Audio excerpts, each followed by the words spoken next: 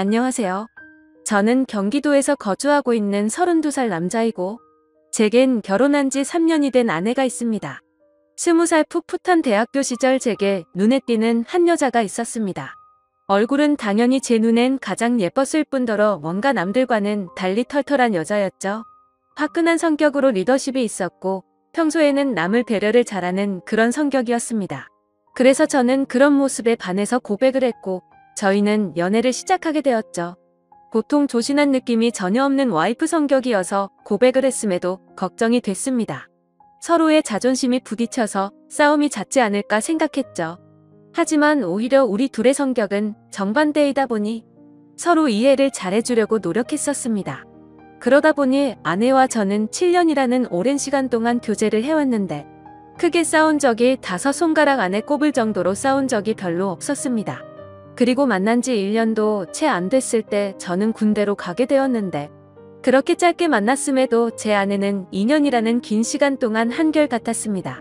사실 저는 제가 군대에 가게 되면 대부분의 여자들이 그러듯 제 아내도 다른 남자를 만나지 않을까 생각했습니다. 왜냐하면 제 아내는 남자들 사이에서 항상 인기가 많았기 때문이죠. 하지만 그렇게 인기가 많았음에도 단 한 번도 다른 남자에게 한눈도 팔지 않았습니다.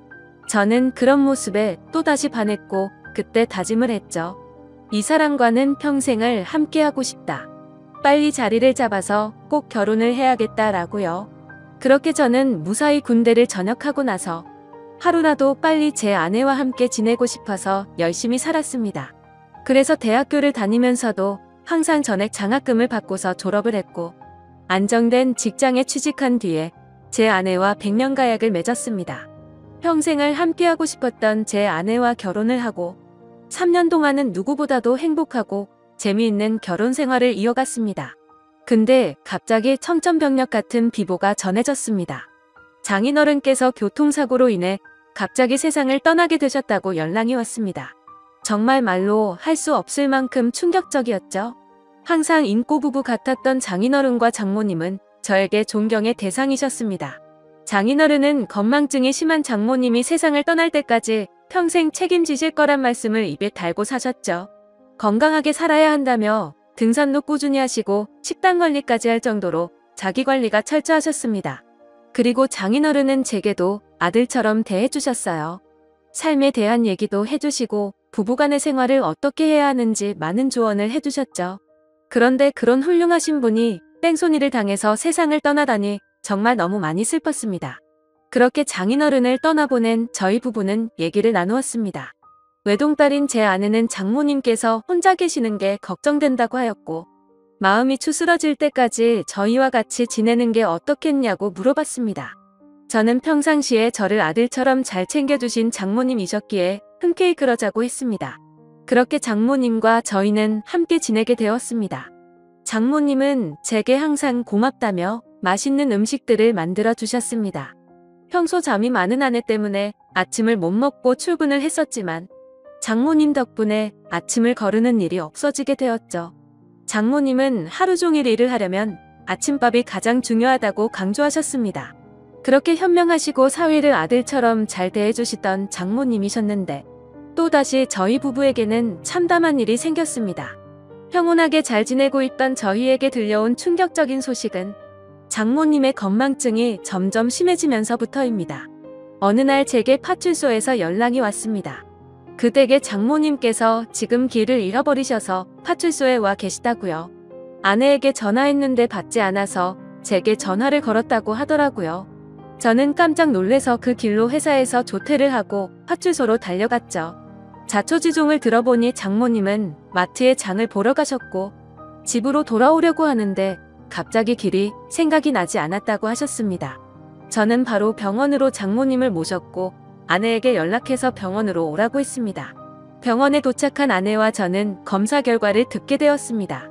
의사 선생님은 장모님께서 치매가 발병하셨다고 했고 저희는 정말 또다시 큰 충격을 받게 되었습니다. 그날 이후로 장모님의 병세는 급속도로 악화가 되더라고요. 평소처럼 거실에 TV를 보고 있는데 장모님께서 저를 사위라고 부르는 게 아니라 대뜸 남편이라고 부르더라고요. 처음에는 치매 증상이 오래 지속된 게 아니셔서 장모님은 말실수를 했다면서 제게 미안하다고 몇 번을 사과했지만 저는 오히려 그런 장모님의 모습이 슬프고 안쓰럽더라고요. 그래서 저는 장모님께 괜찮다고 걱정하지 말라고 말씀드렸고 앞으로 치매 증상이 더 심해지면 어떠면 좋을지 아내와 상의를 하곤 했습니다.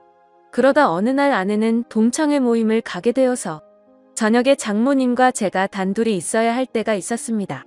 그렇게 장모님과 사이좋게 소파에 앉아서 TV를 보고 있는데 갑자기 치매 증상이 찾아왔던 장모님은 저에게 또다시 여보라고 부르더라고요. 그러더니 갑자기 제게 뽀뽀를 하려고 하더라고요. 예전에는 치매 증상이 와서 저한테 여보라고 부르면 제가 돌아가신 장인어른인 척하면서 맞춰드리기는 했지만 장모님이 저한테 뽀뽀까지 하려고 하니까 도저히 어찌할 바를 모르겠더라고요. 그래서 저는 그런 장모님에게 아무렇지 않은 척하면서 뽀뽀하는 장모님을 막으려고 최대한 애를 썼지만 힘이 워낙 좋으셔서 피하기가 참 힘들더라고요. 평상시에 아무리 아름다운 외모를 가진 장모님이었다고 해도 존경하는 장모님이고 제 아내의 어머니인데 그런 분이 저보고 여보라고 부르면서 뽀뽀를 하려고 하니 정말 부담스럽고 너무 당황스러웠습니다. 다행히 그때 때마침 제 아내가 집으로 돌아왔고 당황해하고 있는 저를 보면서 뛰어들어오더라고요. 아내도 너무 놀랐는지 장모님을 떼어내며 엄마 정신 차려 징그럽게 무슨 짓이야 라고 말하는데 내심 치매로 힘들어하시는 장모님을 보고 있으니 마음이 아팠고 속상하더라고요. 평소 저를 아들처럼 생각해 주신 분인데 이제 저를 못 알아보시고 장인어른으로 착각하고 계시니 장인어른이 돌아가시고 얼마나 힘드셨으면 저렇게 하실까 생각하니 너무 마음이 아팠어요. 그 후로 한동안 치매 증상이 나타나지 않다가 아침에 일어났더니 장모님은 이제 원래의 모습이 사라지셨습니다. 정상적인 사고방식은 볼 수가 없었고 치매 증상이 계속 이어졌습니다. 이제는 저에게 우리 사위라고 말하지 않고 항상 우리 서방, 우리 여보라고 말씀하십니다. 저는 장모님께서 저를 보고 남편이라고 생각해도 아무렇지 않게 받아들이고 있지만 그런 장모님을 보면서 제 아내는 매일 밤마다 혼자 숨어서 울기만 하네요. 저도 이렇게 마음이 아프고 슬픈데 제 아내는 오죽할까요? 갑자기 건강하시던 아버지가 곁을 떠나가고 의지하던 어머니는 갑자기 치매 증세가 발병하셨으니요. 아내는 엄마가 아이가 된 것 같아서 너무 속상하고 슬프다고 했고 그런 엄마 때문에 제가 매일 힘들어하는 것 같다면서 저에게 미안하다고 매일같이 사과를 하네요. 저는 진심으로 괜찮다고 생각해서 아내에게 괜찮다고 말하지만 아내는 장모님을 요양원으로 보내서 모시는 게 어떻겠냐고 하는데 저는 솔직히 요양원으로 보내고 싶지는 않더라고요. 제게는 너무나도 완벽하고 예쁜 아내를 힘들게 키워주신 훌륭한 분인데 고작 치매라는 병 하나가 걸렸다고 해서 쓸쓸하게 요양원에서 지내게 할 수는 없겠더라고요. 그렇게 저는 단호하게 아내의 제안을 거절했고 제 고집으로 인해 장모님과 함께 살고 있었습니다. 그런데 며칠 전 밤에 제가 일찍 잠들어서 안방에서 혼자 자고 있었는데 아내가 잠시 마트에 간 사이에 장모님께서 제가 자고 있는 안방으로 들어오셨습니다. 뭔가 감촉이 느껴져서 눈을 떠보니 장모님께서 제게 키스를 하고 계시더라고요. 처음에는 방이 어두워서 제 아내인가 싶었습니다. 그런데 대뜸 이런 적이 없었기에 저는 다시 자세히 보니 장모님이더라고요. 그때는 얼마나 놀랐던지 모르겠네요. 저는 깜짝 놀란 나머지 그런 장모님을 밀치면서 저도 모르게 무슨 짓이에요 라며 화를 벌컥 내버렸습니다. 제 화난 모습에 장모님은 결국 아이처럼 눈물을 흘렸습니다. 아내는 마트를 다녀오고 나서 장모님이 우는 모습을 보면서 놀라더군요. 갑자기 무슨 일이냐고 물었고 저는 어떻게 된 일인지 차분히 설명을 해줬습니다. 충격받은 아내는 한동안 실성한 사람처럼 펑펑 눈물을 흘리기 바빴고 그날 밤 제게 진지하게 말했습니다. 이러다간 일이 더 커질 것 같다며 제발 요양원에서 모시자고 애원을 했습니다. 아내는 만약 자신이 혼자 사는 미혼이었다면 장모님을 요양원에 보내지 않고 본인이 치매 걸린 엄마를 케어했을 거라고 하며 지금 결혼한 입장에서 저와 계속 마찰이 일어나다 보니 도저히 지금처럼 다 같이 지내면서 모실 수는 없을 것 같다고 하더라고요. 저는 아내가 어떤 마음으로 그렇게 애원하는지 알았죠. 그래서 저는 도저히 고집을 부릴 수 없어서 아내의 뜻에 따르기로 결정했습니다. 사실 저 또한 고민은 많았습니다. 아내에게조차 말하지 못한 사실이 있었죠. 아내가 없을 때마다 장모님은 저에게 몰래 다가오셔서 한마디씩 하셨습니다. 우리 딸 혼자라 외로울 텐데 아이 한 명 더 가지는 거 어때? 라고 물으셨고, 제가 방심한 사이에 엉덩이를 만지기도 하고 갑자기 스킨십을 하셔서 놀랄 때가 한두 번이 아니었죠. 아무쪼록 아내와 저는 어쩔 수 없이 장모님을 요양원으로 모시기로 했고, 기왕이면 일반적인 작은 요양원이 아니라 시설도 좋고 여러 가지 좋은 조건을 골고루 가지고 있는 큰 요양원을 알아보고 있었습니다. 장모님이 건망증이 심할 때부터 미리 들어놓은 보험이 몇 개가 있기도 했었고, 아내와 제가 어느 정도 경제적인 능력이 있었기에 좋은 요양원에서 모시는 것 정도는 크게 부담이 되진 않았습니다. 좋은 조건들의 요양원을 선별하는 건 꽤 시간이 들었고, 요양원에 들어가는 절차도 있었기에 저희가 원한다고 바로 들어가진 못했습니다. 그래서 준비를 마칠 때까지 며칠 정도는 장모님과 저희는 같이 지냈습니다. 이 사실을 아무것도 모르고 천진난만하게 지내는 장모님을 보고 있자니 저는 계속해서 마음이 쓰고 안타까웠습니다. 하지만 장모님과 아내를 위해서라도 요양원으로 들어가서 지내시는 게 맞다고 생각을 했습니다. 그렇게 지내다 요양원에 들어가기 하루 전날 또다시 대형 사고가 터져서 아내가 쓰러질 뻔한 사건이 일어났습니다. 제 아내가 있는데도 불구하고 장모님은 원피스 잠옷을 입고 거실로 나오셨고, 갑자기 저에게 오늘 자신과 함께 자면 안 되겠냐고 요구하는데, 저는 너무 놀래서 당황해서 어쩔 줄 몰라 하고 있었습니다. 아내는 그러지 말라고 하는데 밀쳐버리고 저에게 달려들었습니다. 그러더니 지난번처럼 키스를 하려고 했고, 당황한 저는 또다시 장모님을 밀치면서 화를 내고야 말았습니다. 이번에는 화를 내도 장모님이 울지도 않고 억지로 키스를 하려고 고집을 부리시는데, 역시나 힘이 좋으셔서 뿌리치기는 게 정말 힘들더군요. 결국 아내까지 달려들어서 장모님을 어렵게 떼어낼 수 있었고, 장모님은 말리는 아내를 보고 도대체 내가 뭔데 우리 사이를 갈라놓냐고 고래고래 소리쳤습니다.